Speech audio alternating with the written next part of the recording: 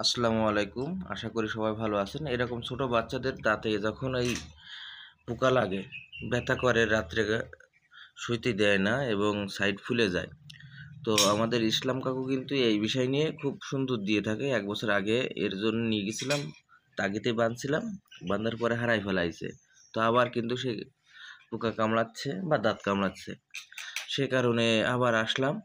তো এরকম ছোট বাচ্চাদের যদি মনে হয় যে না ঘুমাতে দিচ্ছে না বা খুব জ্বালাতন করছে, এখান থেকে এসে নিয়ে যেতে পারেন।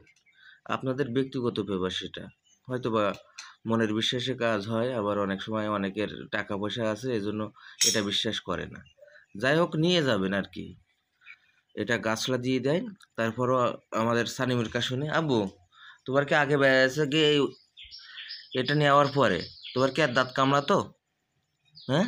আর ওই ওই এসে কি মান্দুরি নেওয়ার পরে কি দাঁত কামড়াতো গাছলা নেওয়ার পরে? এই হারায় যাওয়ার পরে তো আবার কামড়াচ্ছে তোমার? হ্যাঁ? কালকে রাত্রে কামড়াইছিল তোমার? কনে কামড়াইলো একটু দেখাই দাও দি। ফুলি যায় তাই? তো ইসলাম কাকুর এখানে আসবেন। আর মমিন স্যারের বাসার পাশে হয়তোবা চাচা হয় উনি। তো ভালো লাগলে অবশ্যই শেয়ার করবেন। পাইক গেছে ভাই বোনদেরকে বলছি।